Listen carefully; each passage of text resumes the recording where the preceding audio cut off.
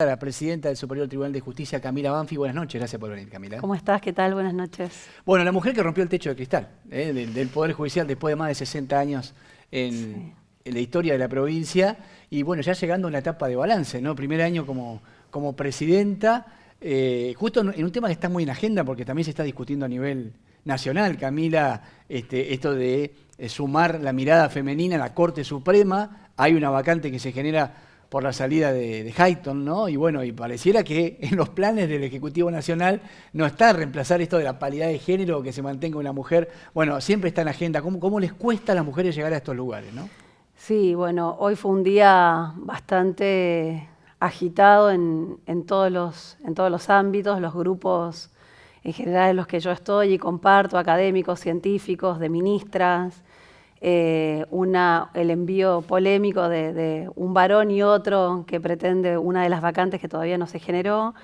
Así que, bueno, hoy la Asociación de Mujeres Jueces de Argentina, FAM, Red de Mujeres para la Justicia, enviaron petitorios porque realmente es fuerte analizar que en 200 años en la Corte solo han habido 3 mujeres. Y bueno, esto es potente, ¿no? Cuando uno mira la historia y dice en 200 años solo 3 mujeres y que además la propia Corte tiene la Oficina de la Mujer que hace las estadísticas para establecer cuántas mujeres hay en las Cortes de todo el país y en la propia, digamos, en casa propia es 0 y no se cubre con mujeres.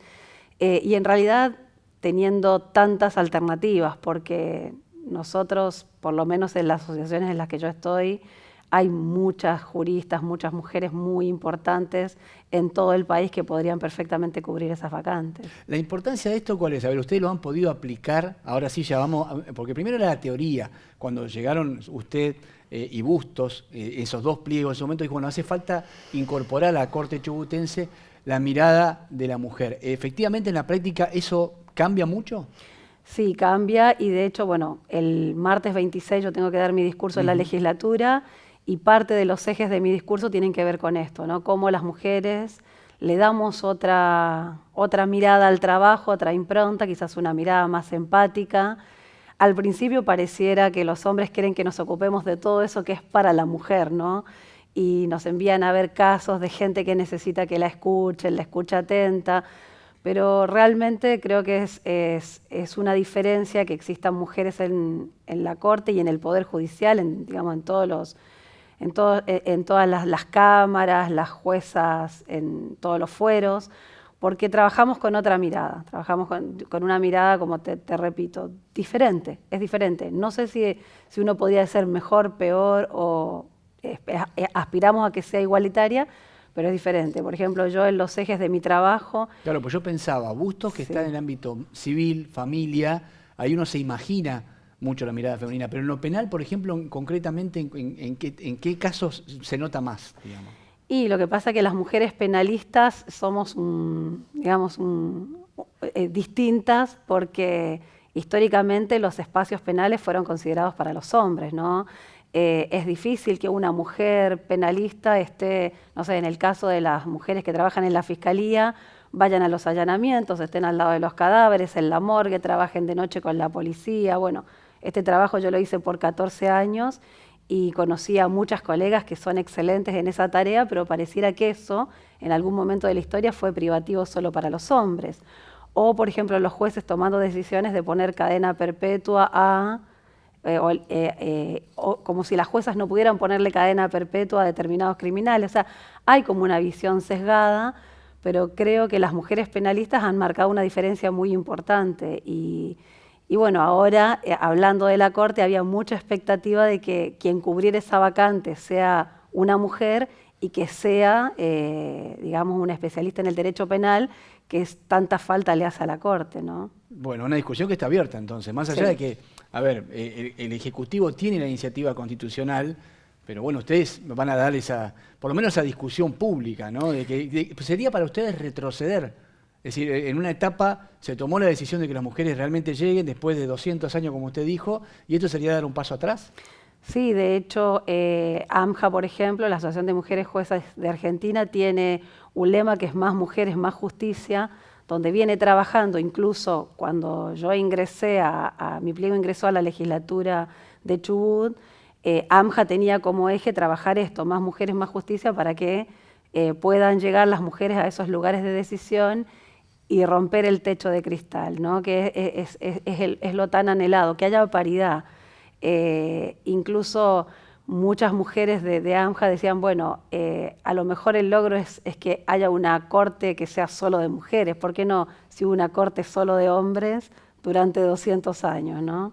Pero bueno, es una discusión es un y momento complicado. Yo sí. pensaba en el Salón de las Mujeres de la Casa Rosada, el Ministerio de la Mujer, que es cierto que por ahí uno podría coincidir, por lo menos para discutirlo, si se verificaba tanto en las políticas que le llegaban a las mujeres que realmente necesitaban, o había mucho de puesta en escena. Es otra discusión, Sí. pero sí que había habido un avance en la mirada social y de golpe viene otra impronta que pareciera que, no sé si quiere dar por tierra con todo eso, pero por lo menos no le afecta, no le da demasiada importancia, ¿no? Sí, en el ámbito judicial, que es lo que a mí, digamos, me interesa, es muy importante que las juezas puedan ocupar esos lugares y que puedan decidir desde esos lugares, ¿no?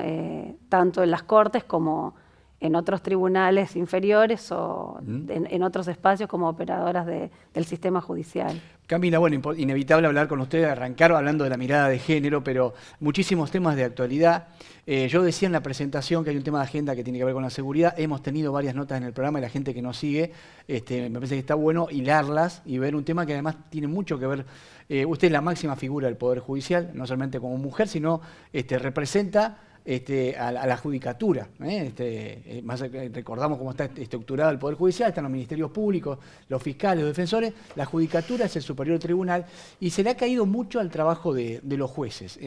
Aquí vino el intendente, vino el ministro de Seguridad y dice, bueno, daba la sensación de que la justicia podría ser más, que no se comprometen del todo, que la idea es hacer una reforma del código con más juicios, más rápidos, más ágiles, que haya más condenas, y vaya más gente presa. Un poco un resumen, pero como que la traba que se encuentran es que los jueces ponen muchas objeciones a la reforma, a los horarios, a la metodología. A ver, me gustaría escucharla a ustedes si están así. A ver, bueno, lo primero que tengo que decirte es que no creo que los jueces estén resistidos a que el sistema acusatorio funcione de la mejor manera y de la manera más aceitada. Y te digo esto porque realmente si uno mira, alejándonos un poco del espectro de nuestra provincia, que en realidad es interesante el fenómeno que ocurre en nuestra provincia, porque si vos analizás, toda esta situación está dada puntualmente en la ciudad de Trelew. Si vos empezás a mirar en toda la provincia, la verdad que realmente estas situaciones no han ocurrido con esta magnitud ni en las jurisdicciones de Esquel, Comodoro Rivadavia y bueno, otras más pequeñas. Pero si uno se aleja un poco de esta situación a pequeña escala en la localidad de Trelew, yo podría decirte que creo que los jueces son los principales interesados en que el sistema acusatorio funcione.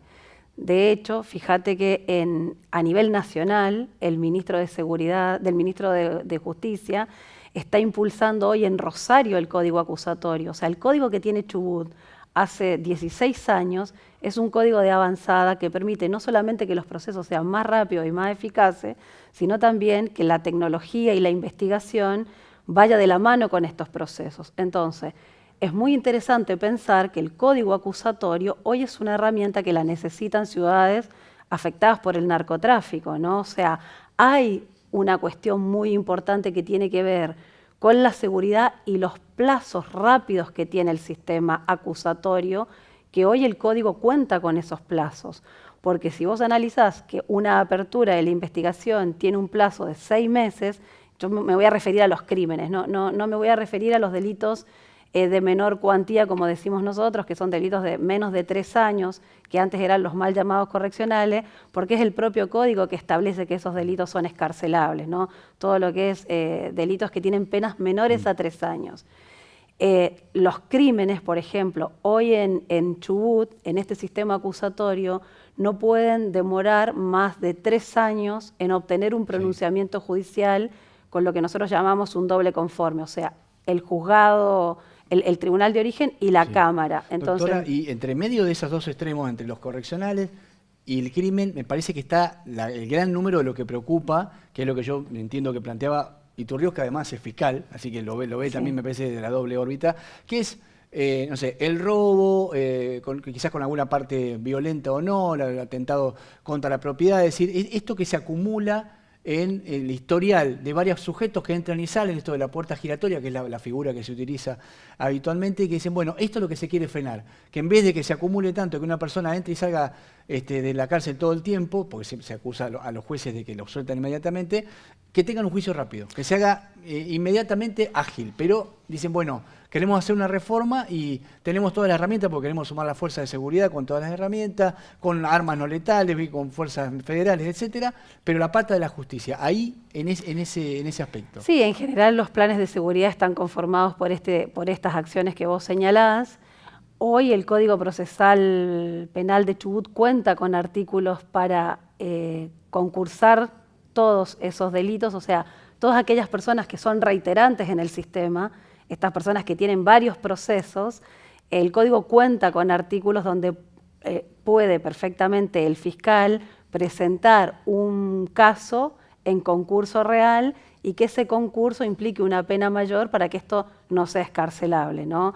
O sea, hoy el código cuenta con estos mecanismos para obtener una prisión preventiva.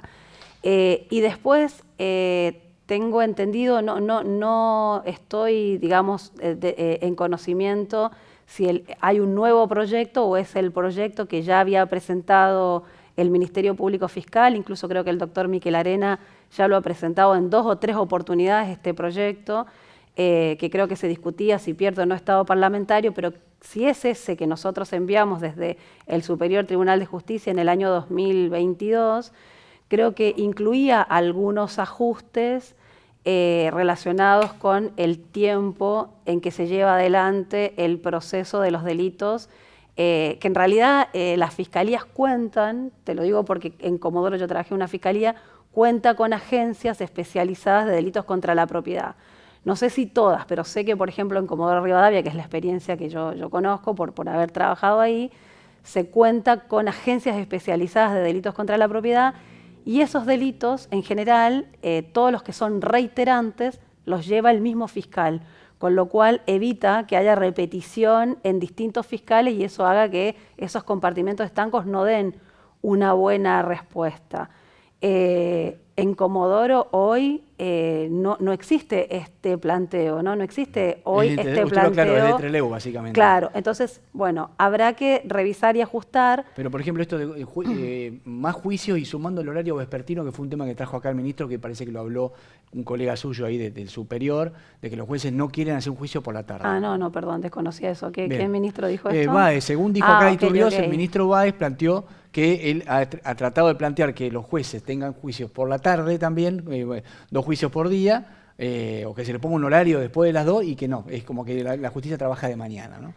Sí, en realidad eso es una discusión que ha mantenido el Poder Judicial durante bastante tiempo porque existen acordadas que fijan el horario judicial. En realidad el horario judicial no es caprichoso, existe un horario de 7 a 13 porque esto en realidad es lo que se le establece a los justiciables, a los colegios de abogados, o sea, da un orden que la justicia trabaje en esos horarios. No veo negativo que se trabaje contrahorario, pero también en las experiencias que se ha tenido con el contrahorario ha ocurrido como en la feria judicial, por ejemplo. Se ha intentado plantear hacer juicios durante la feria judicial y esto no ha tenido buenos resultados. En realidad, recargar al sistema con más horas no implica efectividad. Lo que uno tiene que pensar es que el sistema tiene que ser efectivo y esa efectividad yo creo que se logra, primero, con los plazos que da el propio sistema acusatorio, que en realidad en general son muy rápidos. Te vuelvo a repetir, para un crimen son de 3 años. Hoy, por ejemplo, escuchaba los planteos que se están haciendo para implementar el sistema acusatorio en la ciudad de Rosario, que volvió el ministro a pedir una prórroga, y que consideran que este sistema, el sistema que tenemos hoy en Chubut, es un sistema de avanzada y muy efectivo. Y la verdad que yo considero que hay que hacer algún service, como se dice, al código, porque el código siempre necesita cambios. En 16 años hay cuestiones que deben analizarse, pero me parece también que debe ser una discusión que se debe dar responsable, donde tienen que estar todos los actores. Se le ha puesto un plazo, se ha dicho que como del Ejecutivo, plantean que el 1 de mayo tiene que ser la fecha tope para tratar esto, lo cual, bueno, es como decirle a los diputados, acá entramos en la división de poderes, ¿no? Es decir, es como una opinión del Ejecutivo, pero los diputados se sienten interpelados. No, creo que es importante que se dé esa discusión, por supuesto, por supuesto. No creo que sea una discusión que lleve demasiado tiempo, Bien. sino que simplemente escuchar, o sea, hay que escuchar a la academia, hay que escuchar a las personas que trabajan en los operadores judiciales. No nos olvidemos que el código es un sistema tripartito donde los ministerios, el Ministerio Público Fiscal, que es el titular de la acción penal, el Ministerio de la Defensa, que representa otros intereses, le piden a un tercero, que es esta justicia a ruego, que es el juez de garantías, que ya no investiga más, porque el juez tiene solamente esta función, que es la de velar por las garantías, los plazos del proceso y ser un tercero imparcial. Entonces, creo que esa discusión puede darse perfectamente. Hace un tiempo surgió algo que a mí me parece muy interesante y que creo que sería importantísimo, porque también, a ver, en esto yo creo que hay que sumar, no discutir acerca de las diferencias, porque si nosotros acrecentamos las diferencias, no vamos a tener una normativa mejor para Chubut. Y hoy Chubut tiene una normativa que la quieren copiar de otras provincias. Además, la lógica pareciera que quisiera apuntar a más condenas, ¿no? Es decir, a agilizar y encontrar culpables rápidamente. Y el tema es el día después. Usted estuvo recorriendo, por ejemplo, lugares de alojamiento de detenidos y de procesados y de condenados. ¿Qué pasaría según su mirada? Esto lo chequea mucho la defensa también, obviamente todo el Poder Judicial, que se cumpla con un mínimo de condiciones. Pero Sí. ¿hay lugares para alojar tantos detenidos? Sí, nosotros la verdad que todos los años hacemos recorrida. Está en la Constitución que los ministros y las ministras tenemos que cumplir con esto de recorrer las cárceles. Yo lo hago con los defensores porque obviamente son quienes representan los intereses de sus defendidos y me parece buena esta mirada porque obviamente alguien que ya le está pagando a la sociedad cumpliendo una condena está en otra situación distinta quizás que los que tienen alguna prisión preventiva y aquellas personas que están privados de la libertad por una medida cautelar, ¿no? Esto es muy importante porque en nuestro sistema hay una diferencia entre los privados de libertad por medidas cautelares y los condenados con penas, digamos, de efectivo cumplimiento que tienen que ver con, digamos, condenas largas, cadenas perpetuas y, bueno, todas esas penas que son altas. En este sentido, nosotros hacemos siempre esta recorrida porque sabemos que en cuanto a las comisarías, que por ejemplo la situación puntual de Trelew, el otro día me habló un periodista diciéndome, le hice una entrevista y usted nunca dijo colapsado, porque bueno, salió un titular diciendo cárceles colapsadas. Yo nunca utilicé esa palabra, pero sí dije respecto de su ocupación. O sea, la ocupación hoy los calabozos de las comisarías, la ocupación de las comisarías es una ocupación importante. De hecho, esto que vos mencionabas hacía referencia a una visita que nosotros hicimos a la comisaría primera de Trelew, que tiene clausurado su pabellón, o sea, ni siquiera tiene detenidos, y la verdad que el sistema tiene la necesidad de generar esas 12, 13 plazas, que son si plazas no terminan necesarias. Donde en la alcaldía que no corresponde. Entonces, bueno, una de las cuestiones que nosotros hicimos ese día fue ir para, digamos, con los defensores para ver cómo estaba la posibilidad de estas plazas, que son 12 plazas que están cerradas, inhabilitadas, y creo que otro pabellón que se encuentra inhabilitado también en esa comisaría. Y la verdad que fue muy rápida la respuesta, porque fuimos con el comisario Zavala, que rápidamente nos puso en conocimiento. Realmente la policía estuvo excelente en esa recorrida, nos pusieron en conocimiento de cómo era la situación. Creo que la policía siempre está para sumar, para acompañar incluso a los detenidos, porque a ellos se les genera también toda una dinámica diferente a la tarea cotidiana que tienen las comisarías, que es cuidar a estos detenidos. Y la verdad que pudimos tomar de primera mano que se estaban terminando estos lugares que son tan necesarios, porque en realidad la realidad carcelaria que tiene Chubut está en varios informes. O sea, hay varios informes que durante varios años nos vienen señalando los organismos que controlan esto y nos dicen, bueno, tienen que generar o más plazas o tienen que tratar de trabajar con respecto a aquellos que ya están cumpliendo, que son los que les queda poco para terminar la condena.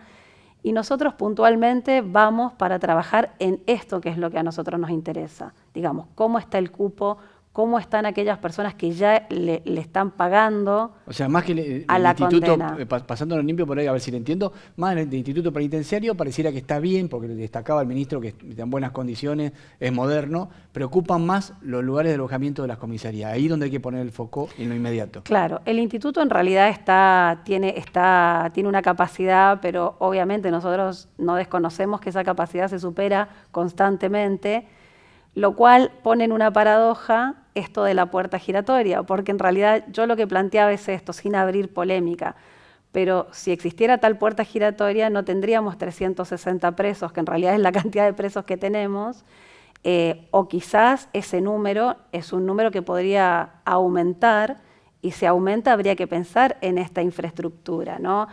Pero obviamente esta tarea no es del Poder Judicial. No, por eso le preguntaba, porque usted la estuvo chequeando, está claro Nosotros que no es. nuestra tarea puntual, y está en la Constitución, es recorrer estos lugares donde están los condenados, porque los condenados sí están bajo la órbita de los jueces de ejecución. Los jueces en general rotan cada 2 o 3 años, que esto es una dinámica buena, que pasen 2 años por la ejecución penal y que vaya rotando para que esto no sea, digamos, algo que genere un estancamiento en la tarea del juez, que se ocupa de la ejecución, o sea, se ocupa de la etapa administrativa de los privados de libertad con condenas, ya están condenados. Esto no sería aquellas personas que van a ingresar al sistema por juicios, digamos, delitos contra la propiedad, prisiones preventivas, sino personas que ya están cumpliendo condena. Y es interesante porque hay muchos jueces de ejecución y juezas muy comprometidos en toda la provincia y que trabajan justamente para que estas personas puedan tener una mínima reinserción, porque la pena que tiene nuestro código tiene un plazo de cumplimiento, y cuando esta pena se cumple, estas personas se tienen que reinsertar a la sociedad. Doctora, tengo varios temas acá, quiero ver si aprovechamos el tiempo para ir aprovechándola a usted, una visita importante aquí. Primer año de juicio por jurados. ¿Qué balance hacen de la participación popular, por fin tan demandada, tan esperada por tantos años? Mira, el balance es muy bueno, es muy positivo, y en definitiva el balance en cuanto a estos temas que hablamos es mayor en los juicios en donde el jurado popular ha declarado culpables que no culpables. Tenemos mayor índice de culpabilidad que no culpabilidad. Las devoluciones que tuvimos de la ciudadanía son excelentes. La verdad que mucha gente, al culminar los juicios, nosotros hacemos unas encuestas que son muy importantes donde medimos la opinión que tienen los jurados al iniciar el juicio y después cuando termina el juicio. Y el cambio, digamos, en las personas que participaron es muy importante. Primero ingresan con un descreimiento, con temor, bueno, todas estas cosas que te pueden pasar cuando la justicia te llama a ser un jurado popular. Y después, cuando termina el juicio, la mayoría de las personas quieren regresar, nos preguntan dónde tienen que anotarse nuevamente. Muchas quieren pedir autorización a los jueces para poder contar la experiencia, porque no nos olvidemos que estas personas se mantiene su identidad bajo reserva. Y después el cambio, digamos, en localidades pequeñas, voy a poner un ejemplo, por Lago Puelo, que ha tenido varios juicios por jurado, la dinámica que ha adquirido Lago Puelo y de las personas que se han repetido en el juicio, porque al ser pequeña varios ciudadanos o ciudadanas se han repetido, quieren participar, quieren volver a ser convocados, y han trabajado de manera excelente. O sea, ¿no se han encontrado con resistencia de parte de la gente? Porque uno pensaba, bueno, una carga pública, algo nuevo, afecta por ahí lo laboral, los horarios, la familia. Bueno, han participado con ganas, eso es muy importante. Sí, muy bien. Y después, en los veredictos en general, la mirada es una mirada dura, sí, ¿no? Una mirada de declaración de culpabilidad. También yo creo que se han cuidado las partes en llevar sus mejores casos, porque por supuesto esto tiene que ver con la litigación, o sea, yo vuelvo a repetir esto. ¿Cuántos juicios se hicieron, perdón? Hasta ahora creo que 20, si mal no recuerdo, pero... ¿En un año? En un año. Es una muy buena cifra para arrancar. Es buena porque además la dinámica de la rapidez que implica el juicio por jurado, o sea, se ingresa y en 2 días se obtiene un veredicto. Y antes los jurados, o sea, los jueces de tribunal a veces estaban una semana en un juicio donde tenías que poner 3 jueces a tomar conocimiento de ese caso, lo cual eso también hace más lenta la tarea de la judicatura. Hoy con el jurado no solamente que es más dinámico, sino que además es un juez el que hace la audiencia preliminar y luego se ocupa de, digamos, del juicio con los jurados populares, y eso te da un recurso de jueces, digamos, a la oficina judicial, que es más importante. A ver, doctora, hay un tema interesantísimo con esto, no lo vamos a poder agotar acá, porque No, da por para supuesto. mucho, pero por lo menos esbozarlo, ¿no? Porque se ha instalado una polémica, creo que hay, no sé, fiscales de Madrid, por poner un ejemplo, no son los únicos, pero que ya de este primer año de balance dicen, bueno, ellos notan que a la hora de, en los casos de abuso sexual, y en los casos donde hay una mirada de género ahí dando vuelta, con un caso de alguna mujer involucrada, la mirada popular o la mirada del sentido común de la calle, bueno, no es la mirada que tiene el sistema que ya está metido en la capacitación, que está como entrenado en la mirada de género. Y lo que están planteando es, bueno, ¿se puede capacitar a los jurados antes de un juicio en este tipo de cuestiones o no? Primero que no se puede capacitar a los jurados con nada. O sea, los jurados tienen que venir, como quien dice, libres de cualquier intervención para entender del caso. Para eso existen las instrucciones con perspectiva de género, o sea, es el juez o jueza el que se tiene que capacitar para instruir al jurado con esta perspectiva. Sí está habiendo una discusión muy importante. A ver, quiero acá separar porque esto es muy importante. Todo lo que tiene que ver con delitos de violencia de género, donde se pedía estas capacitaciones, Ley Micaela, nosotros estamos trabajando en instrucciones con perspectiva de género porque no podemos de ninguna manera capacitar al jurado. Ellos tienen que venir libres con su propio pensamiento y son las partes las que tienen que elegir quiénes van a ser los jurados más idóneos, digamos, para su caso. Hay una selección previa, lo recordamos a la gente. Hay una deselección de los que no sirven para que después de esos que quedan se seleccionen los mejores. Con la perspectiva de género ya el Superior Tribunal de Justicia se expidió diciendo, tenemos, digamos, primero nos despedimos con respecto a los menores y dijimos menores al jurado no, es bastante menores los menores adultos que que cometen delitos y que van a ser enjuiciados. Ya se estableció que los menores no pasan por el juicio por jurado. Los casos de menores que autores, están acusados. Menores bien, acusados. Bien. Esos ya se expidió el superior respecto a esto. Después, con respecto a género, hubieron algunos planteos y el superior dijo no se los puede capacitar, van todos, digamos, con instrucciones con perspectiva de género. Y el tercero, que es donde yo creo que se está generando una fuerte polémica, que es en los abusos sexuales, delitos contra la integridad sexual. Hace poco estuve en Mendoza en un congreso internacional y se generó una discusión muy rica con aquellos que están de acuerdo con que no haya jurado en abuso, porque dicen que la prueba es una prueba que debe ser evaluada de una manera distinta. Por poner un ejemplo, a veces hay víctimas que son poco, digamos, en el derecho se llama la mala víctima, ¿no? Aquellas personas que a lo mejor por las circunstancias del hecho no son personas que puedan ser una buena víctima, alguien que cumpla, digamos, con ciertas visiones estereotipadas. Eso porque también en comunidades chicas es inevitable, le pregunto si tiene que ver con esto, si lo entiendo, ¿no? Inevitable el prejuicio, el comentario social, Sí. Que involucra a una persona, todos saben quién es, digamos. Claro, no, en comunidades pequeñas y digamos, en cualquier comunidad puede ser, por ejemplo, si hay una mujer que es víctima de un abuso, bueno, si tomó alcohol, si no tomó alcohol, cómo estaba vestida, o sea, todas estas cuestiones. Se sanciona la conducta de la víctima. Esas conductas de la víctima, el jurado, la discusión que se da es que el jurado podría tener esos sesgos y entonces esto no podría dar un buen resultado porque la jurisprudencia en los delitos contra la integridad sexual viene trabajando mucho en cómo los jueces evalúan o valoran esta prueba. A veces son validaciones del relato de víctimas que están muy afectadas, algunas víctimas no pueden declarar, la construcción es a través de indicios unívocos. O sea que la discusión, doctora, es si este tipo de delitos debe ir a juicio por jurado o no. Esa es la discusión que hoy se está dando.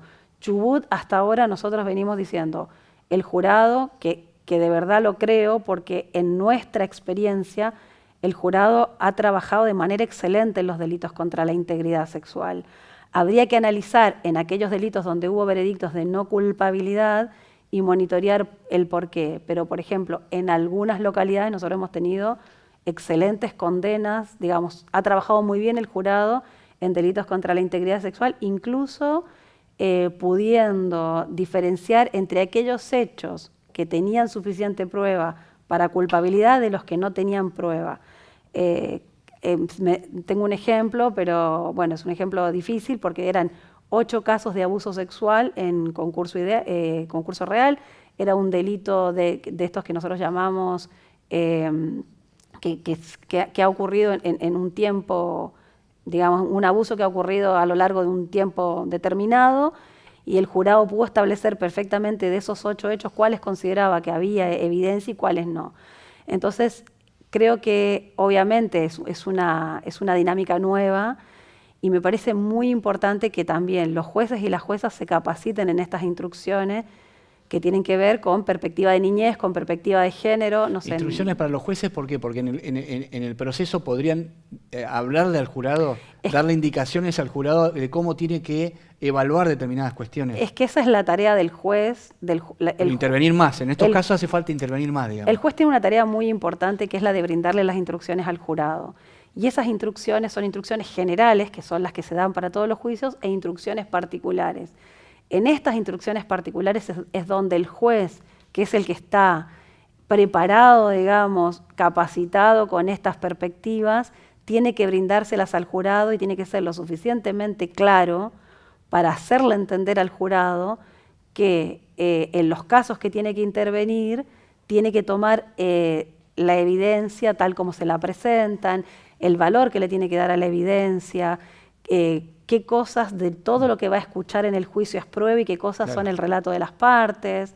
Y eso creo que hay una difícil, esto es un ejercicio, pero esto también es sumar a la mirada popular. O sea, esto es lo que trae a la justicia, la mirada del vecino común, digamos. Exacto. En esta discusión que se dio en Mendoza, que me pareció interesantísima, y yo la verdad que estoy pidiendo que en Chubut pronto podamos discutir esto, o sea, hacer conversatorios especializados, talleres, congresos, para que se pueda, o sea, lo rico de esto, lo rico en el derecho penal, en el derecho procesal penal, es que se den las discusiones de las diferentes posturas y que de estas posturas no es que haya una tensión, porque el derecho penal y el derecho procesal siempre va a tener tensión entre lo que quiere cada una de las partes.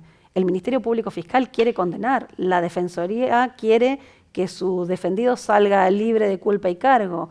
En esta tensión, donde el juez es árbitro, es donde debería funcionar mejor el sistema, porque por supuesto hace que las garantías existan y confluyan, y que se haga en el menor tiempo posible. Yo creo que tenemos excelentes, mira lo que te voy a decir, fiscales, la Fiscalía tiene excelentes fiscales y fiscalas, tenemos defensoras y defensores excelentes, tenemos excelentes jueces, tenemos una litigación impecable, 16 años de litigación. Un camino para seguir andando desde el primer año, o sea, me parece que se van a ir acomodando las cosas en el andar. Por supuesto. Camila, bueno, pocos minutos nos quedan y, a ver, quiero preguntarle por esto, ya más puntual, cortito, que tiene que ver con la administración, si usted quiere, del Poder Judicial. Hubo una nueva reforma de la ley y tiene que ver con los jueces de paz. ¿Me puede explicar un poco cómo quedó el tema? Porque el tema de los concursos, cómo, no sé si se fue y se vino, se cambió y se volvió para atrás. Sí, bueno, nosotros habíamos presentado, se trabajó con las juezas de paz, jueces y juezas de paz, se hizo un ateneo, los jueces en ese momento brindaron la información, digamos, que a ellos les parecía que tenía que contener esta ley.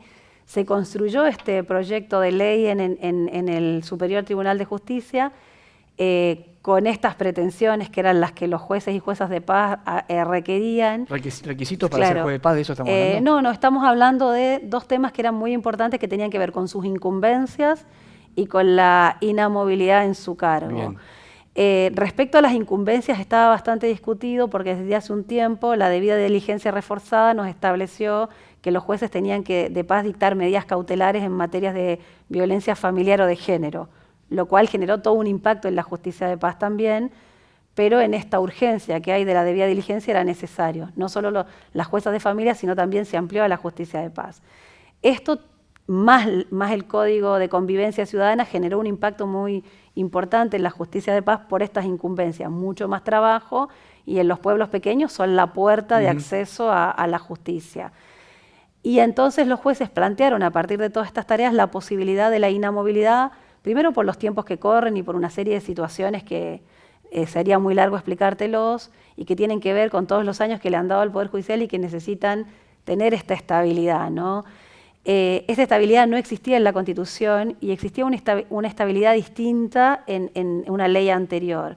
Los legisladores no tuvieron en cuenta esto y esto se modificó, lo cual generó, ahora hay un reclamo por parte de algunos jueces y juezas de paz que están como en la última etapa para jubilarse, y tenemos este ruido. Pero es algo que obviamente estamos trabajando. Nos queda un temita que lo voy a seguir, ¿sabe con quién? Con su sucesora, con Silvia Busto, que es la administración del Poder Judicial en cuanto al administrador general. Hay sumarios que se han seguido por las tasas de justicia, hay muchos temas para hablar, pero bueno, tuvo que ver con su gestión también y quizás algo se pueda hablar en el balance de su discurso en la legislatura. Está en el discurso, está todo en el discurso que va a ser público. Este año decidí ahorrar porque como estamos con pocos recursos, así que va a haber un QR donde todos van a poder ver el discurso. Ya no imprimimos libritos, estamos ahorrando porque no estamos... Cuando dio el discurso del gobernador, que fue más improvisado, que tuvimos todos que estar así siguiéndolo de palabra, usted va un QR para acceder.